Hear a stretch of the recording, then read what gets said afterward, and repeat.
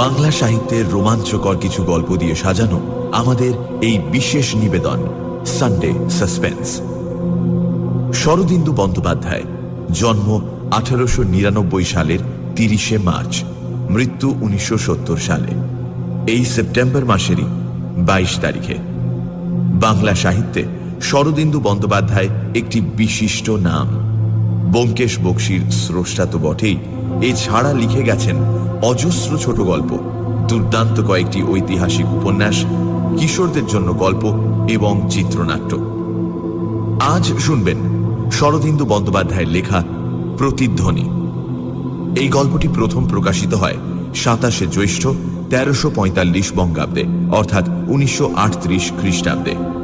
প্রধান চরিত্রে বরদা, চুনি, গল্পের লেখক, ক্লাবের অন্যান্য সদস্য, অমূল্য, পৃথ্বী এবং সোমনাথ।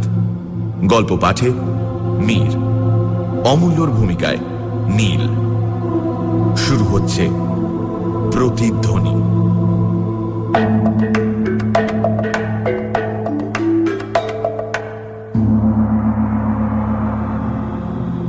মানুষের চরিত্র যতটুকু দেখেছি তাতে সে শুরু থেকে শেষ পর্যন্ত অবিচলিতভাবে সঙ্গতি ও সামঞ্জস্য রক্ষা করে চলবে এরকম মনে করবার কোনো কারণ ঘটেনি। বরং এক টানা সঙ্গতি দেখলেই কেমন একটা বিস্ময় জাগে, সন্দেহ হয় কোথাও বুঝি কিছু গলদ আছে। কিন্তু যে লোকটার জীবনধারা গত 30 বছর ধরে প্রায় একইভাবে বয়ে যাচ্ছে, সে যদি কেবল একটা বাড়ি কেনার ফলে হঠাৎ সম্পূর্ণভাবে বদলে যায়, তাহলে বন্ধু বান্ধবদের মনে উদ্বেগ ও দুশ্চিন্তার সৃষ্টি হওয়া বিচিত্র নয়। সোমনাথ সম্বন্ধে আমরাও একটু বিশেষ রকম উদ্বিগ্ন হয়ে উঠেছিলাম। সোমনাথ বরদার আষাঢ়ে গল্পের আসরে বড় একটা যোগ দিত না বটে, তবু সে আমাদের সকলেরই অন্তরঙ্গ বন্ধু ছিল। একেবারে প্রাণ খোলা লোক, অত্যন্ত মিশুকে ও আমোদে হেসে খেলেই জীবনটা কাটিয়ে দিচ্ছিল। বাবা মৃত্যুকালে টাকা রেখে গিয়েছিলেন, সুতরাং অন্য চিন্তা ছিল না। বিয়ের 3-4 বছরের মধ্যে স্ত্রীও মারা যান, কিন্তু নিঃসন্তান অবস্থায় বিপত্নিক হয়েও সে আর বিয়ে করেনি। মারাত্মক রকম বদখেয়ালও তার কিছু ছিল না। বিহার প্রান্তের বৈচিত্র্যহীন শহরে জীবনটা নেহাত একঘেয়ে হয়ে পড়লে কলকাতায় গিয়ে কিছুদিন নির্দোষ আমোদ প্রমোদ করে আসত। তারপর আবার খুশি মনে বিলিয়ার্ড খেলায় মনোনিবেশ করত। তার জীবনে একটি মাত্র নেশা ছিল, ওই বিলিয়ার্ড খেলা। সিগারেট পর্যন্ত তাকে কোনোদিন খেতে দেখিনি, কিন্তু শহরে থেকেও সন্ধ্যের পর বিলিয়ার্ড খেলবার জন্য ক্লাবে আসেনি এমন একটা দিনও মনে করতে পারি না। বাড়ি কেনার ব্যাপারটাও যে বিলিয়ার্ড খেলার সঙ্গে ঘনিষ্ঠভাবে যুক্ত তাতে কোনো সন্দেহ নেই। তার পৈতৃক বাড়ি ছিল, বাড়িটা মন্দ নয়, একটু সেকেলে গোছের হলেও ভদ্রলোকের বাসের কিন্তু সম্পূর্ণ উপযোগী। তবু সে 17,000 টাকা খরচ করে আর একখানা বাড়ি কিনে বসল কেন? তার কারণ অনুসন্ধান করতে গেলে একই বিলিয়ার্ড ছাড়া আর কিছুই পাওয়া যায় না। আমাদের মিউনিসিপ্যাল সীমানার এক প্রান্তে গঙ্গার ধারে একটি পুরনো বাড়ি ছিল, এবং বাড়িতে এক বুড়ি মেম বাস করত। বাড়িটা বেশি পুরনো নাকি বুড়ি মেম, এটা নিয়ে আমাদের মধ্যে তর্ক হয়েছে বহুবার। শেষে আমাদের মধ্যে কেউ একজন গ্যাজেটিয়ার খুলে প্রমাণ করে দিয়েছিল যে বাড়িটাই বেশি পুরনো। প্রায় 150 বছর আগে এক নীলকর সাহেব এই কুঠি তৈরি করিয়েছিলেন। ক্রমে নীলের ব্যবসা উঠে যাওয়ায় ওটি পারিবারিক বাসভবনে পরিণত হয়েছিল। তারপর 3 পুরুষ ধরে নীলকর সাহেবের বংশধরেরা এখানেই বাস করেছে। বুড়ি শেষ উত্তরাধিকারিণী। আমাদের তর্কের নিষ্পত্তি হয়েছিল বটে, কিন্তু আর একটা প্রশ্ন উঠেছিল, বাড়ি অথবা বুড়ি শেষ পর্যন্ত কোনটি টিকে থাকবে। কিন্তু এক্ষেত্রেও বুড়ি হেরে গেল। একদিন শুনলাম তার গঙ্গা লাভ হয়েছে। বুড়ি চিরকুমারী, তাই সাক্ষাৎ ওয়ারিস বলে কেউ ছিল না। অল্পদিন পরে শোনা গেল বাড়িটি বিক্রি হবে। নেহাত খেয়ালের বশেই একদিন বিকেলে আমরা কয়েকজন দেখতে গেলাম। সোমনাথের গাড়ি আছে, তার গাড়ি চড়েই অভিযান হলো। ফাঁকা মাঠের মতো বিস্তৃত গঙ্গার তীরে নিচু পাঁচিলে ঘেরা ভিলা জাতীয় বাড়ি, চতুষ্কোণ বাড়ি, চারিদিকে নিচু বারান্দা, মাঝখানটা প্রায় দোতলার মতন উঁচু হয়ে আছে। একটা প্রকাণ্ড ঝাউ গাছ নিতান্ত একা এক পাশে দাঁড়িয়ে আছে। বাড়ির পেছন দিয়ে গঙ্গা বইছে। সামনের দরজার স্তম্ভে শ্বেত পাথরের ফলকের উপর নাম লেখা, একোজ, প্রতিধ্বনি। বাড়ির একজন মুসলমান চৌকিদার ছিল। সেও বোধ করি ওই বুড়ির সমসাময়িক। চাবি খুলে বাড়ির ভেতরটা আমাদের দেখালো। সুসজ্জিত পরিষ্কার পরিচ্ছন্ন ঘরগুলি, চেয়ার, সোফা, খাট ঘরে ঘরে যেমন ছিল তেমনই সাজানো আছে। বাড়ির ঠিক মাঝখানে একটি প্রকাণ্ড হল ঘর। ছাদ বেশ উঁচু, আর অনেক উঁচুতে কাঁচে ঢাকা স্কাইলাইট দিয়ে আলো আসার ব্যবস্থা। তবু ঘরটি আলো আঁধারে মেশানো। চৌকিদার সুইচ টিপে আলো জ্বেলে দিল। কয়েকটা বাল্ব একসঙ্গে জ্বলে উঠল। তখন দেখলাম ঘরের মাঝখানে একটা বিলিয়ার্ড টেবিল রয়েছে। টেবিলের ওপর সবুজ আবরণে ঢাকা 3টি বাল্ব কেবলমাত্র টেবিলের সমতল পিঠের উপর আলো ফেলেছে। ঘরে অন্য আভরণ বিশেষ কিছু নেই। দেয়ালের ধারে 2টি সেটি, এক ধারে বিলিয়ার্ড লাঠি রাখবার র্যাক, আর তাতে সারি সারি কয়েকটি কিউ রাখা আছে। দেয়ালের গায়ে একটি কালো রঙের মার্কিং বোর্ড। কতদিনের পুরনো বলা যায় না, তাতে অঙ্কের চিহ্নগুলি একেবারে অস্পষ্ট হয়ে গেছে। চারিদিকে তাকিয়ে সোমনাথ মৃদুস্বরে বলে উঠল, বাহ! সত্যি ঘরের আধা অন্ধকার মোলায়েম আবহাওয়া মনের উপর একটা অনির্বচনীয় প্রভাব বিস্তার করে। ঘরে প্রবেশ করতেই আমি সেটা উপলব্ধি করেছিলাম। তাই সোমনাথকে সমর্থন করে আমিও ওই জাতীয় একটা কিছু বলতে যাচ্ছি, এমন সময় আমার কানের কাছে কে যেন চাপা গলায় বলল, চমকে উঠে পেছন দিকে তাকালাম। আমার সঙ্গে সঙ্গে আর সকলেও পেছনে তাকালো, কিন্তু আমাদের পেছনে কেউ নেই। আমরা উদ্বিগ্নভাবে পরস্পরের দিকে তাকিয়ে রইলাম। তখন বৃদ্ধ চৌকিদার ভাঙা গলায় বুঝিয়ে দিল যে সেটা প্রতিধ্বনি। এ ঘরে প্রতিধ্বনি আছে।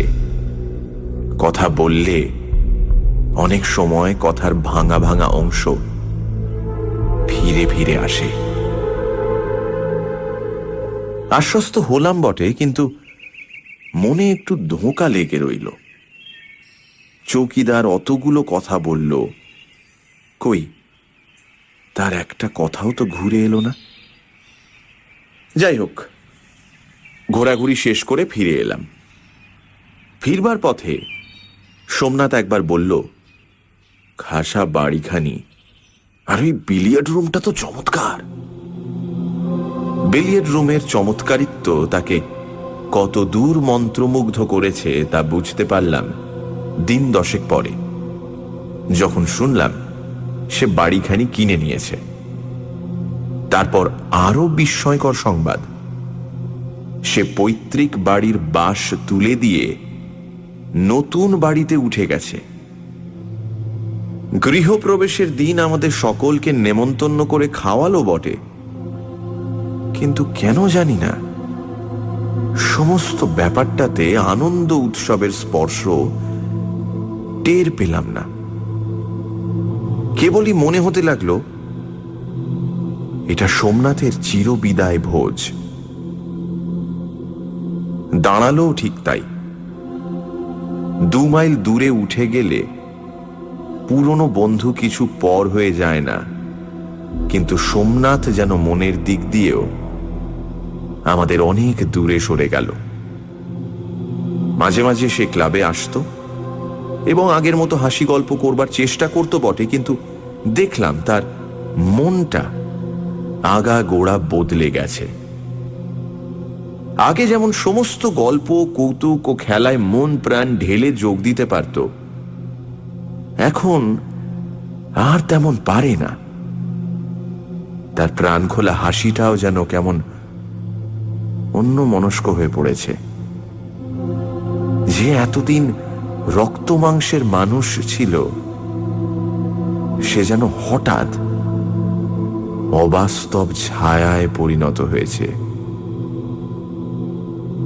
ক্লাবে বসে সোমনাথ সম্বন্ধেই কথা হচ্ছিল। পৃথ্বী বলল, ক্ষুধিত পাষাণ, বাড়িটা সোমনাথকে গিলে খেয়েছে বুঝলি, কতদিন এদিকে আসেনি।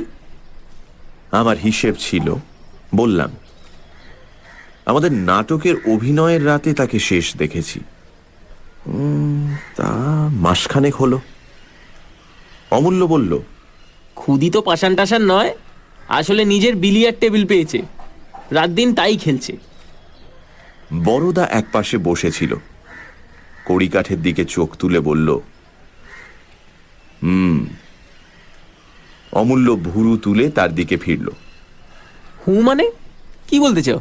তাকে ভূতে পেয়েছে?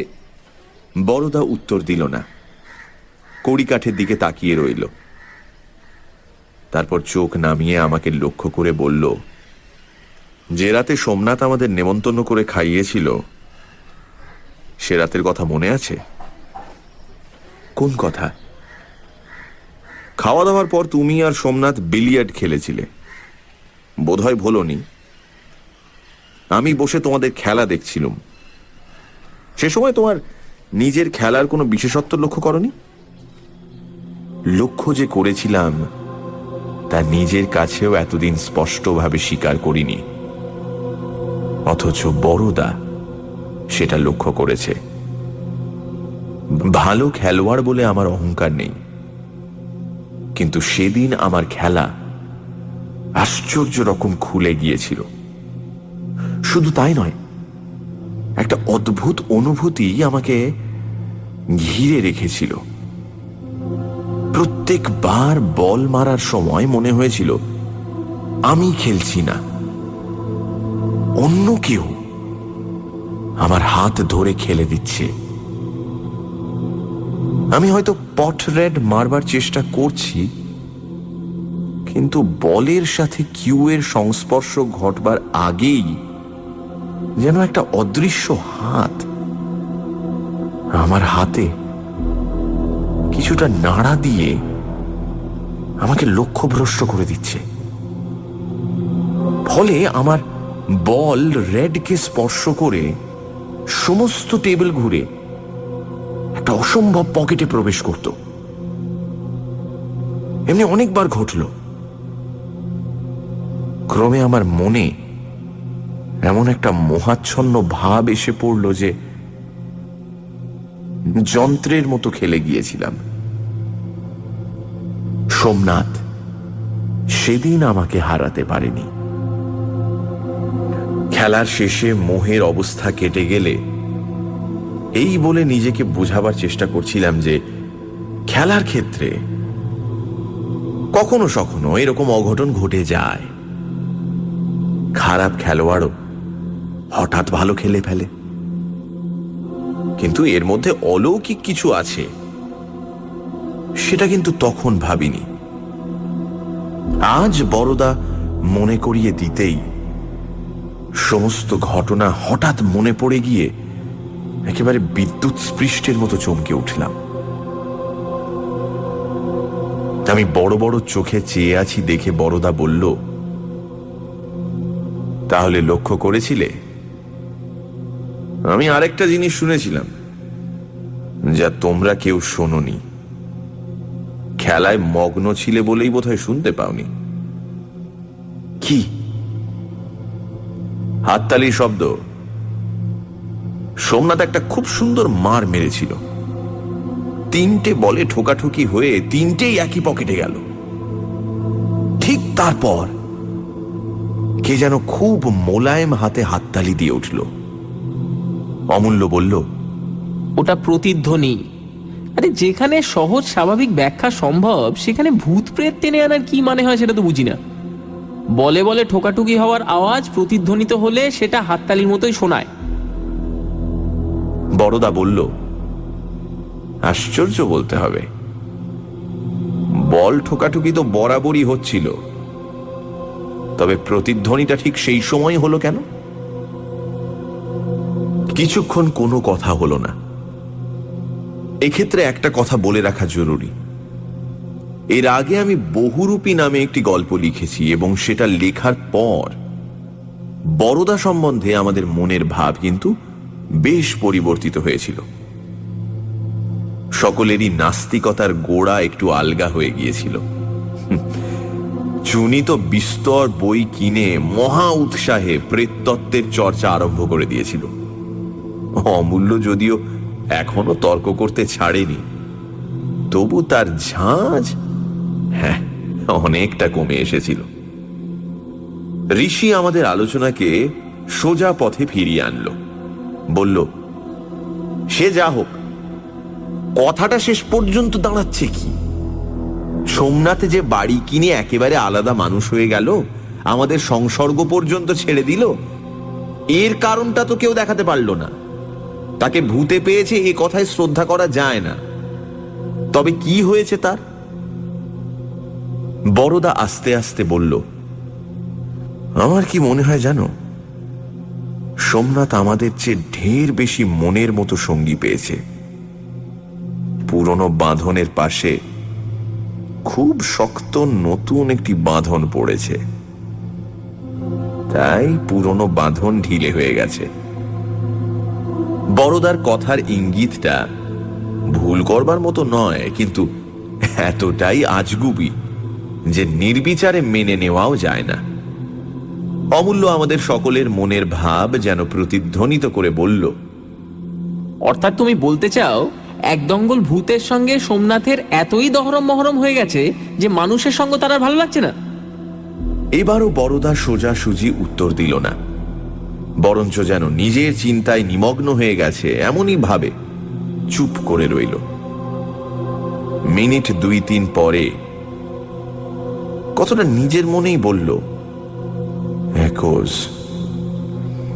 প্রতিধ্বনি, অদ্ভুত নাম বাড়িটার। যে লোক বাড়ি তৈরি করেছিল সেই হয়তো নামকরণ করেছিল, কিংবা তার পরবর্তীরা বাড়ির আবহাওয়া দেখে নাম রেখেছিল প্রতিধ্বনি। চুনি এতক্ষণ বসে আলোচনা শুনছিল, কোনো কথা বলেনি।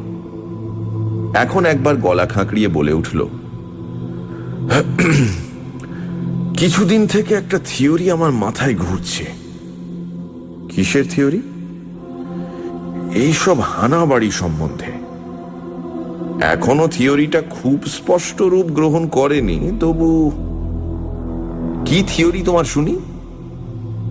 চুনি একটু দোনামোনা করে বলল, ওই প্রতিধ্বনি শব্দটার মধ্যেই আমার থিওরিটা রয়েছে। দেখো, শব্দের যেমন প্রতিধ্বনি আছে, তেমনি বাস্তব ঘটনারও তো প্রতিধ্বনি থাকতে পারে, নাকি? প্রতিধ্বনি না বলে তাকে প্রতিবিম্বও বলতে পারো। ব্যাপারটা মূলে একই। প্রতিধ্বনি সব সময় থাকে না, এই ঘরের মধ্যে তোমরা গলা ফাটিয়ে চিৎকার করলেও এতটুকু প্রতিধ্বনি পাবে না। আবার এমন একটা স্থান আছে যেখানে চুপি চুপি একটা কথা উচ্চারণ করলেও কোন অদৃশ্য প্রতিবন্ধকে ধাক্কা খেয়ে সেটা দ্বিগুণ হয়ে ফিরে আসে। আমার মনে হয় হানা বাড়িগুলো এইরকম জায়গা। গ্রামোফোন রেকর্ডের মতো তারা অতীতের কতকগুলো বাস্তব ঘটনা জমিয়ে রাখে, তারপর সুবিধে পেলেই তার প্রতিধ্বনি করতে থাকে। বড়দা, তোমার কি মনে হয়? থিওরিটা অভিনব বটে, কিন্তু বড়দার মুখ থেকে এর অনুমোদন আশা করা যায় না। সে গোঁড়া ভূত বিশ্বাসী, অথচ থিওরি সত্যি হলে ভৌতিক কাণ্ড মাত্রেই একটা যান্ত্রিক ব্যাপার হয়ে দাঁড়ায়। ভূত প্রেতের স্বাধীন স্বতন্ত্র অস্তিত্ব বলে কিছুই থাকে না। বড়দা কিছুটা চুপ করে থেকে বলল, তাহলে তোমার মতে ভূত প্রেত নেই? মানে যেগুলোকে ভৌতিক ফেনমেনন বলে মনে হয় সেগুলো অতীতের প্রতিধ্বনি মাত্র? চুনি বলল, না, তা ঠিক নয়। আমি বলতে চাই ভূত প্রেত থাকে থাক, কিন্তু হানা বাড়িতে সাধারণত যেসব ব্যাপার ঘটে থাকে সেগুলো হয়তো অধিকাংশই এই প্রতিধ্বনি জাতীয়। আমি বললাম, সোমনাথের বাড়িতে প্রতিধ্বনি আছে, সেটা আমরা দেখেছি। সেটা কোন জাতীয়? চুনি বলল, সেটাই তো আমি পরীক্ষা করে দেখতে চাই। কি, তোমরা কেউ রাজি আছো? কি করতে হবে? আমি স্থির করেছি একদিন সোমনাথের বাড়িতে গিয়ে রাত কাটাবো। সে হঠাৎ এমন বদলে গেল কেন, তার একটা সন্তোষজনক কৈফিয়ত আবশ্যক। সুতরাং মনস্তত্ত্বের দিক দিয়েও পরীক্ষাটা খুব একটা ফেলনা হবে না। আর যদি সে এমন কিছু পেয়ে থাকে যার তুলনায় তার আজন্মের সমস্ত বন্ধন ঢিলে হয়ে গেছে, তাহলে সেই অপূর্ব বস্তুটি কি তাও তো আমাদের জানা দরকার, নাকি? অমূল্য একটু মুখ বাঁকিয়ে কবিতা আবৃত্তি করল। যে ধনে হইয়া ধনী, মনিরে মাননা মনি, তাহারই খানিক মাগি আমি নত শিরে। যদি সুবিধে হয় গোটা কয়েক প্রেতাত্মা বড়দার জন্য চেয়ে নিয়ে এসো, আমাদের এই ক্লাব ঘরে পুষে রাখা যাবে। আমি চুনির দিকে ফিরে বললাম, বেশ, আমি তোমার সঙ্গে যেতে রাজি আছি। কালই চলো তাহলে।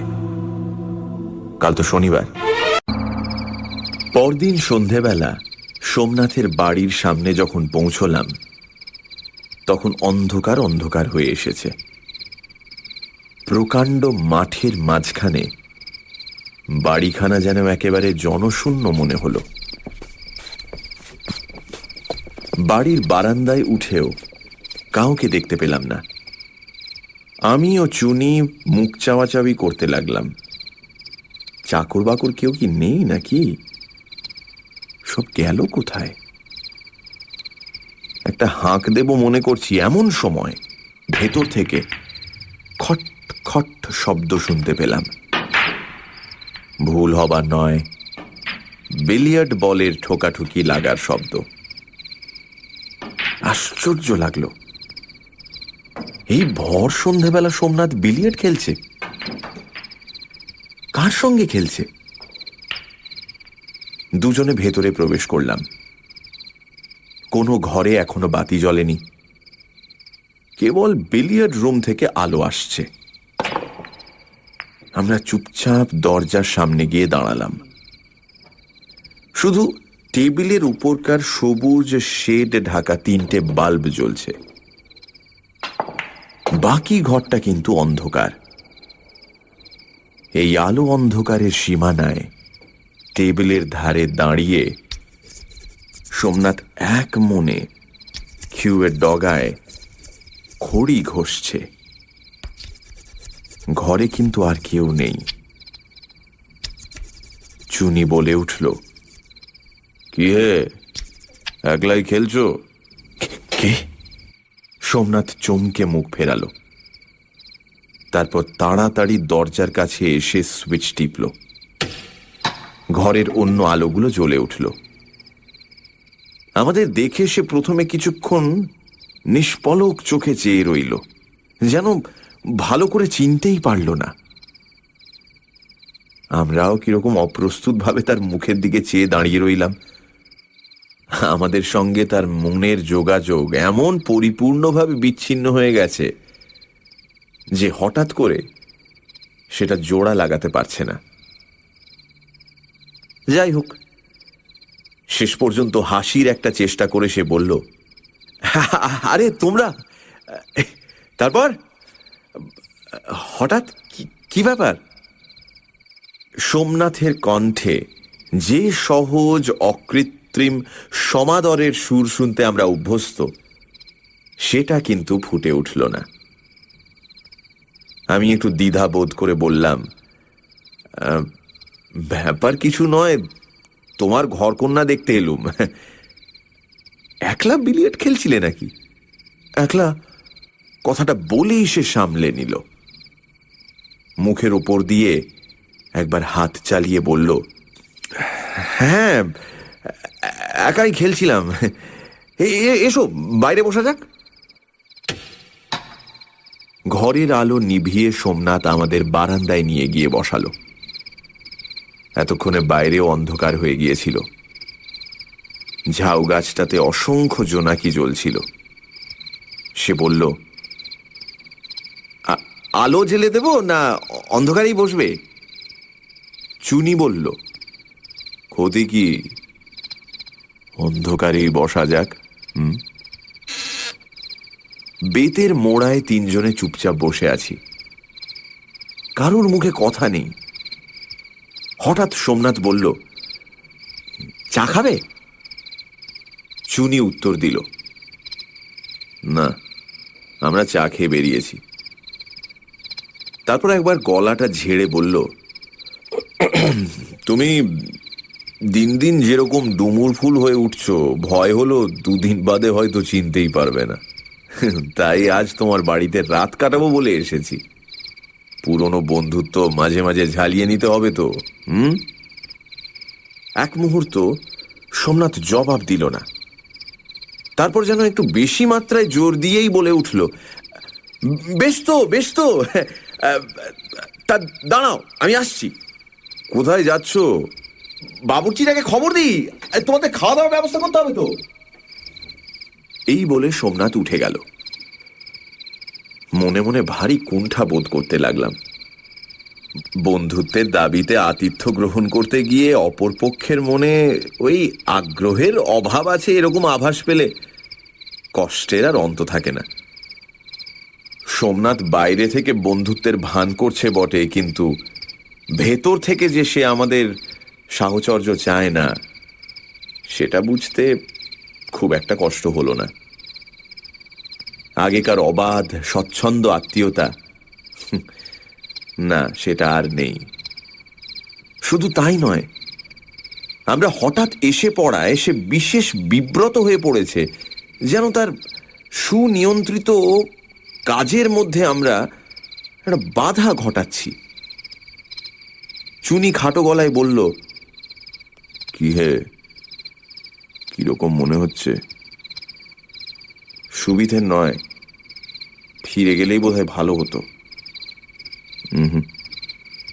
থাকতে হবে। চুনি আরো কিছু বলতে যাচ্ছিল, কিন্তু থেমে গেল। পরিপূর্ণ অন্ধকারে কেউ কাউকে দেখতে পাচ্ছিলাম না। অস্পষ্ট শব্দে বুঝলাম সোমনাথ ফিরে এসে মোড়ায় বসেছে। মোড়ার মচমচ শব্দ যে আমি শুনেছিলাম, সেটা শপথ করে বলতে পারি। চুনি সহজ আলাপের সুরে সোমনাথকে উদ্দেশ্য করে বলল, তারপর একলা থাকতে তোমার কোনো কষ্ট হচ্ছে না? সোমনাথ উত্তর দিল না। এই সময় কেন জানি না আমার ঘাড়ের রোঁয়া হঠাৎ শক্ত হয়ে খাড়া হয়ে উঠল। চুনিও হয়তো কিছু অনুভব করে থাকবে। কিছুক্ষণ চুপ থেকে সে হঠাৎ দেশলাই জ্বালল। দেখলাম সোমনাথের মোড়ায় কেউ বসে নেই। দেশলাইয়ের কাঠি শেষ পর্যন্ত জ্বলে আস্তে আস্তে নিভে গেল। আটকে রাখা নিঃশ্বাস ছেড়ে চুনি মৃদুস্বরে বলল, প্রতিধ্বনি। এইবার সোমনাথের স্পষ্ট পায়ের আওয়াজ শুনতে পেলাম। শব্দটা কাছে এলে চুনি বলে উঠল, সোমনাথ। হ্যাঁ। আলোটা জেলে নাও ভাই, অন্ধকার আর ভালো লাগছে না। কথার শেষে হাসতে গিয়ে তার গলাটা কেঁপে গেল। বারান্দার আলো জেলে দিয়ে সোমনাথ এসে বসল। সাদা ঢাকনির মধ্যে হালকা একটা বাল্ব স্নিগ্ধ আলো ছড়াচ্ছে। অন্ধকারের চেয়ে এই ভালো, তবু তো একে অপরের মুখ দেখা যায়। সোমনাথ বলল, বাবুর্চিকে বলে এলাম, শুধু মুরগির কারি আর পরোটা, তার বেশি কিছু জোগাড় হয়ে উঠল না। ইতিমধ্যে যে ক্ষুদ্র ব্যাপারটি ঘটে গিয়েছিল তার উল্লেখ না করে চুনি বলল, যথেষ্ট যথেষ্ট। অমৃতের ব্যবস্থা থাকলে 5 রকম ব্যঞ্জনের দরকার হয় না। কিন্তু তুমি বাবুর্চি রেখেছ যে? সোমনাথ একটু চুপ করে থেকে বলল, রাখিনি ঠিক, বাড়ির যে বুড়ো চৌকিদারটা ছিল সেই রেঁধে দেয়। রাঁধুনি বামুন পেলে না? দরকার বোধ করি না, তাছাড়া আমি একলা মানুষ। চাকরও তো দেখছি না, চাকর রাখুনি কেন? হ্যাঁ, রেখেছিলাম একজন, কিন্তু রইল না। চুনি মোড়া টেনে নিয়ে সোমনাথের আরো কাছে গিয়ে বসল। বলল, আসল কথাটা কি বলো তো সোমনাথ? বাড়িতে কিছু আছে না?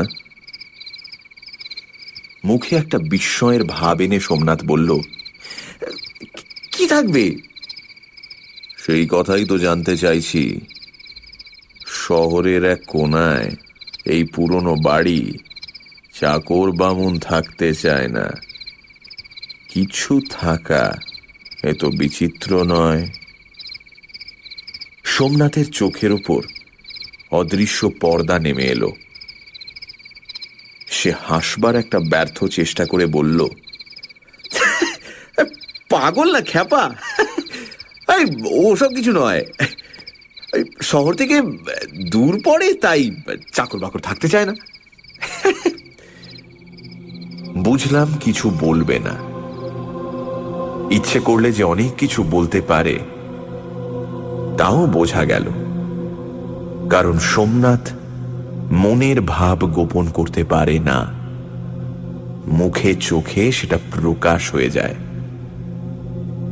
কিন্তু লুকোতে চাইল কেন? যেটা সে জেনেছে তার কোনো অংশীদার রাখতে চায় না। কৃপণের মতো একা ভোগ করতে চায়, কিংবা অবিশ্বাসীর ব্যঙ্গ বিদ্রুপের ভয় বলতে চায় না। চুনি কিন্তু ছাড়বার পাত্র নয়। সোজাসুজি জেরায় ফল হলো না দেখে সে এবার অন্য পথ ধরল। কিছুক্ষণ এ কথা সে কথার পর হানাবাড়ি সম্বন্ধে নিজের থিওরির কথা পাড়ল। বেশ ফলাও করে লেকচারের ভঙ্গিতে ব্যাখ্যা করে নিজের থিওরির সম্ভাব্যতা প্রমাণ করতে লাগল। সোমনাথও দেখলাম এক মনে গালে হাত দিয়ে শুনছে। ইতিমধ্যে আমাদের চারপাশে যে একটি অতীন্দ্রিয় ব্যাপার ঘটতে আরম্ভ করেছে তা বোধ করি এরা দুজনে জানতে পারেনি। প্রথমটা আমিও লক্ষ্য করিনি, কিন্তু হঠাৎ এক সময় মনে হলো কারা যেন নিঃশব্দে এসে আমাদের ঘিরে দাঁড়িয়ে এক মনে চুনির কথা শুনছে। চোখে কিছুই দেখলাম না, এমনকি কানে যে কিছু শুনেছিলাম এমন কথাও জোর করে বলতে পারি না। তবু কেমন করে এই অদৃশ্য আবির্ভাবের কথা জানতে পারলাম তা আমার কাছে এক প্রহেলিকা।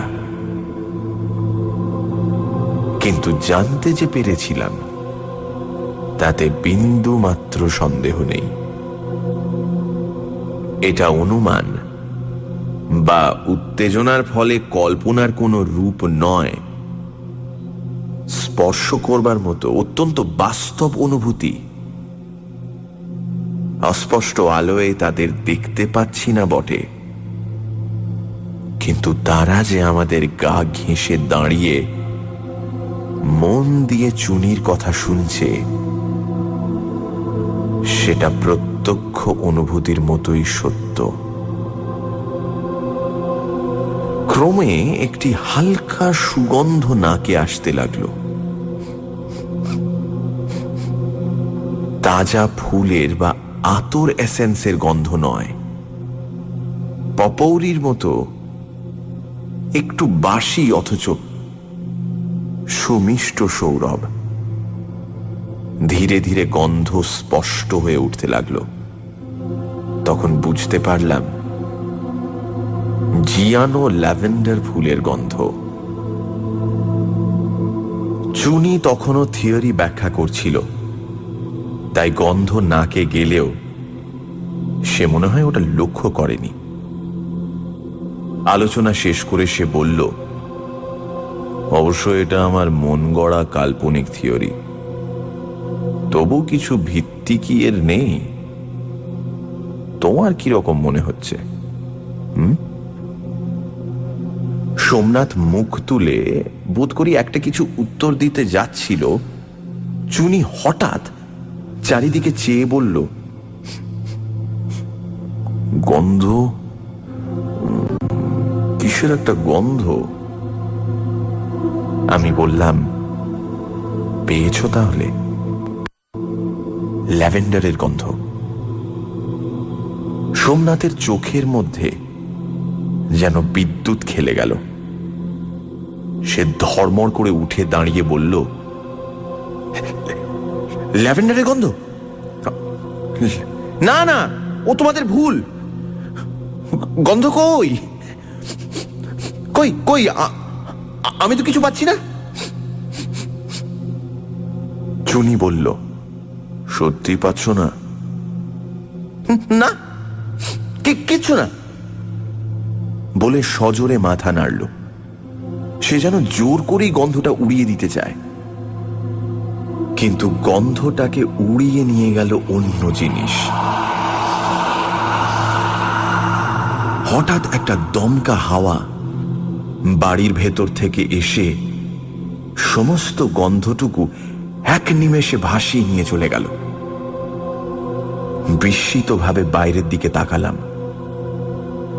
ঝাউ গাছের জোনাকি ঘেরা বিরাট দেহ অন্ধকারে চোখে পড়ল। ঝাউ গাছ একেবারে নিস্তব্ধ।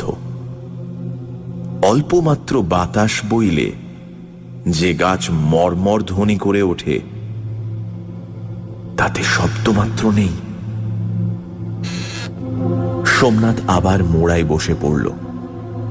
চুনি প্রখর জিজ্ঞাসু চোখে চারিদিকে চেয়ে রইল। আমি নিচু স্বরে বললাম, চলে গেছে। যারা এসেছিল তারা আর নেই। চুনি, গন্ধটাও কি প্রতিধ্বনি? তারপর অনেক এলোমেলো আলোচনার মধ্যে দিয়ে খাবার খাওয়ার আগের ঘন্টা দুয়েক সময় কেটে গেল। সোমনাথ মুহ্যমান হয়ে রইল। আমরাও মনের মধ্যে একটা নামহীন অস্বাচ্ছন্দ্য নিয়ে বসে রইলাম। অসাধারণ আর কিছু অনুভব করলাম না।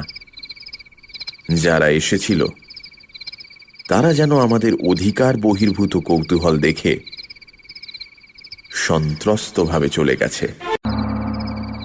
নিঃশব্দে খাওয়া দাওয়া শেষ হল। বুড়ো চৌকিদার পরিবেশন করল। অনুভবে বুঝলাম সেও আমাদের উপর খুশি নয়। তার সাদা ভুরু দুটো নীরবে আমাদের ধিক্কার দিতে লাগল। অবরোধের পর্দার ভেতর উঁকি মারবার চেষ্টা করে আমরা যেন বর্বরচিত অশিষ্টতা দেখিয়েছি। বারান্দার এক প্রান্তে 3টি ক্যাম্প খাট পেতে শোয়ার ব্যবস্থা হয়েছিল। তাড়াতাড়ি শুয়ে পড়লাম। কোনো মতে রাতটা কাটলে যেন বাঁচা যায়। 3 জনে পাশাপাশি শুয়ে আছি, কথাবার্তা নেই। চুনি শুয়ে শুয়ে সিগারেট টানছে। অন্ধকারে তার সিগারেটের আগুন উজ্জ্বল হয়ে আবার নিস্তেজ হয়ে পড়ছে। সোমনাথ একেবারে নিশ্চল হয়ে আছে, হয়তো ঘুমিয়ে পড়েছে। কয়েকটা জোনাকি আমাদের বিছানার চারিপাশে উড়ে উড়ে যেন পাহারা দিচ্ছে।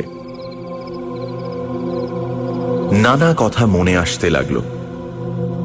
আজ যা যা ঘটেছে চুনির থিওরির সাথে তা একেবারে বেখাপ্পা নয়। তবু যারা চুনির কথা শুনেছিল তারা কি শুধুই অতীতের প্রতিবিম্ব? সোমনাথ এ বিষয়ে এমন একগুঁয়ে ভাবে নীরব কেন? অতীতের ছায়ার সাথে বর্তমানের মানুষের এমন সাক্ষাৎ সম্বন্ধ ঘটে কি করে? আর যদি সজীব স্বতন্ত্র আত্মা হয় তবে ওরা কারা? ল্যাভেন্ডার ফুলের গন্ধ কেন এলো? সেকালে ইংরেজ মেয়েদের ল্যাভেন্ডার ফুল একটা শৌখিনতা ছিল শুনেছি। সেই গন্ধ অতীতের কোন দেহ সৌরভের সাথে মিশে ভেসে এলো? বোধহয় একটু ঘুমিয়ে পড়েছিলাম। এক মুহূর্তে সমস্ত চেতনা সতর্ক হয়ে জেগে উঠল। কিছুক্ষণ নিস্পন্দভাবে শুয়ে রইলাম। তারপর বাড়ির ভেতর থেকে পরিচিত খট খট শব্দ কানে এলো। ঘাড় তুলে দেখলাম চুনি বিছানায় উঠে বসে আছে। সে নিঃশব্দ পদে উঠে এসে আমার কানে কানে বলল, শুনতে পাচ্ছ? সোমনাথ বিছানায় নেই, কখন উঠে গেছে। এসো দেখা যাক। শব্দ করো না। তন্ত্রার মধ্যে 1 ঘন্টা কেটে গেছে। রেডিয়াম যুক্ত হাত ঘড়ি দেখে বুঝতে পারলাম রাত 11:30। অন্ধকারে পা টিপে টিপে দুজনে বিলিয়ার্ড ঘরের দিকে চললাম। দরজা পর্যন্ত গিয়ে আমরা আর এগোলাম না। টেবিলের উপর তেমনি 3টি আলো জ্বলছে, বাকি ঘর অন্ধকার। সোমনাথ টেবিলের উপর ঝুঁকে বল মারছিল। তার মুখ স্পষ্ট দেখতে পেলাম। মুখের চেহারা একেবারে বদলে গেছে। সন্ধেবেলার সেই অবসাদগ্রস্ত মুহ্যমান ভাব আর নেই।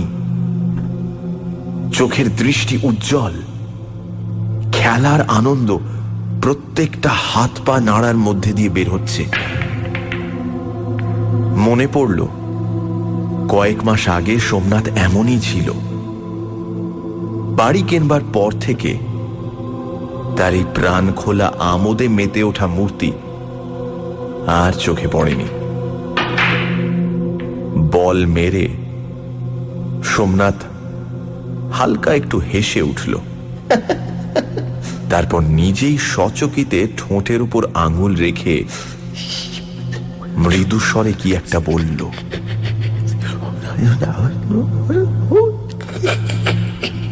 পরক্ষণে আরেকটি সুমিষ্ট হাসির শব্দ কানে এলো। হয়তো এটি সোমনাথের হাসির প্রতিধ্বনি, কিন্তু পর্দায় ও মিষ্টতায় এত তফাৎ যে নারী কণ্ঠের হাসি বলে ভুল হয়। খেলা চলতে লাগলো। সোমনাথ একা খেলছে, তবু যেন একা খেলছে না, কারোর সাথে কৌতুকপূর্ণ প্রতিযোগিতা চলছে সোমনাথের। সম্মোহিতের মতো দরজার বাইরে দাঁড়িয়ে দেখতে লাগলাম। সোমনাথ খেলছে, মৃদুস্বরে কাদের সঙ্গে যেন কথা বলছে, সাবধানে গলা নামিয়ে হাসছে, প্রতিধ্বনিও তার সাথে তাল রেখে চলেছে। কখনো ভারী গলায় গম্ভীর আওয়াজ হচ্ছে, আবার কখনো কোমল কণ্ঠের অর্ধোচ্চারিত মৃদু ভাষণ কানে কানে অর্থহীন কথা বলে যাচ্ছে। সমস্তটাই যেন চুপি চুপি, লুকিয়ে লুকিয়ে ঠাট্টা তামাশা চলছে। তাই রঙ্গরস আরো গাঢ় হয়েছে। বুঝতে পারলাম আমরাই এই লুকোচুরির লক্ষ্যবস্তু। আমাদের জন্যই এরা প্রকাশ্য মজলিস জমাতে পারছে না। সন্ধেবেলা এসে রসভঙ্গ করেছিলাম, পাছে জেগে উঠে আবার বিঘ্ন ঘটাই, তাই গভীর রাতে এই সতর্কতা। আমাদের পাশ দিয়ে কি একজন চলে গেল। চুনি নিঃশব্দে আমার হাত ধরে টেনে রইল। ফিরে এসে বিছানায় বসলাম। চুনি জিজ্ঞাসা করল, সোমনাথ ছাড়া আর কাউকে দেখতে পেলে? না, চোখে দেখিনি, কিন্তু জানি, কিন্তু সেগুলো যে আমাদের মনের কল্পনা নয় তার প্রমাণ কি? সোমনাথ হয়তো পাগল হয়ে গেছে, তাই নিজের মনে হাসছে, কথা বলছে। হ্যাঁ, কিন্তু গন্ধ, আওয়াজ, এগুলো কি? এগুলো প্রতিধ্বনি হতে পারে। হয়তো এই প্রতিধ্বনি সোমনাথকে পাগল করে দিয়েছে। এখনো পর্যন্ত আমরা চোখে কিছু দেখিনি, শুধু শব্দ আর গন্ধ। অতীতের কতগুলো শব্দ গন্ধ এই বাড়িটাকে আঁকড়ে ধরে আছে। তাতে দেহ বিমুক্ত স্বতন্ত্র আত্মার অস্তিত্ব প্রমাণ হয় না। প্রমাণ যে হয় তার পরিচয় সঙ্গে সঙ্গে পেলাম। জোনাকির উল্লেখ আগে কয়েকবার করেছি, এখন দেখলাম কয়েকটা জোনাকি আমাদের মুখের সামনে এসে শূন্যে তাল পাকাতে লাগলো। তাদের সঞ্চরমান নীল আলো ক্রমশ ঘনীভূত হয়ে জমাট আকার ধারণ করছে। দেখতে দেখতে একখানি মুখ ওই জোনাকির আলোয় শূন্যে ফুটে উঠতে লাগলো। কেমন করে এটা সম্ভব হলো জানি না, কিন্তু একটি পাংশু নীলাভ নারী মুখ স্পষ্ট আমাদের চোখের সামনে ফুটে উঠল, যেন অন্ধকারের পটে জোনাকির আলো দিয়ে একটি ছবি আঁকা হচ্ছে। মোমে গড়া মুখোশের মতো নিশ্চল মুখ, কিন্তু চোখে কটাক্ষ রয়েছে। ক্ষণেকের জন্য একটি জীবন্ত নারীর অস্তিত্বের স্পর্শ অনুভব করলাম। তারপর জোনাকিরা ছত্রভঙ্গ হয়ে গেল। দেহের সমস্ত পেশি শক্ত করে রইলাম। বুকের স্পন্দন দপ দপ করে কণ্ঠের কাছে ধাক্কা খেতে লাগলো। কতক্ষণ এইভাবে কেটে গেল জানি না।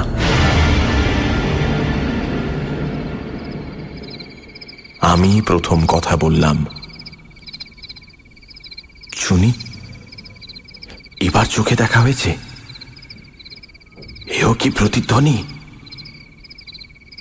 চুনি উত্তর দিল না। আস্তে আস্তে বিছানায় শুয়ে পড়ল। পরদিন সকালে বিলিয়ার্ড রুমে দাঁড়িয়ে সোমনাথের কাছ থেকে বিদায় নিলাম। চুনির চোখের কোলে কালি পড়েছিল। সম্ভবত আমার মুখখানাও নিশ্চিহ্ন ছিল না, কিন্তু আয়নার অভাবে নিজের অবস্থা ঠিক বুঝতে পারছিলাম না। চুনি বলল, একটা রাত তোমাকে খুবই জ্বালাতন করলুম, কিছু মনে করো না সোমনাথ। সোমনাথ বলল, না না, সে কি কথা। চুনি বলল, যা হোক, আমাদের দিক থেকে অভিযান একেবারে নিষ্ফল হয়নি, কতকগুলো নতুন অভিজ্ঞতা লাভ করা গেল। আমাদের দুঃখ শুধু এই যে তোমার অভিজ্ঞতা তুমি আমাদের কাছে লুকিয়েই রাখলে, প্রকাশ করলে না। সোমনাথ কুণ্ঠিত চোখে চেয়ে রইল। আমার থিওরি কাল তোমায় বলেছি, সেটা সত্যি কি না ইচ্ছে করলেই তুমি বলতে পারতে। কি বলতে পারতুম? সোমনাথ ঢোক গিলল। এখনো বলতে পারো। কাল রাতে আমরা যা যা অনুভব করেছি সেগুলো কি এই বাড়িতে সঞ্চিত কতকগুলো স্মৃতির ছায়া, না সত্যিকার জীবন্ত কিছু আছে? সোমনাথ উত্তর দিল না। ঘাড় হেঁট করে বসে রইল। উত্তর দিল প্রতিধ্বনি। কানের কাছে চুপি চুপি এসে বলে গেল, আছে, আছে, আছে, আছে, আছে, আছে, আছে, আছে।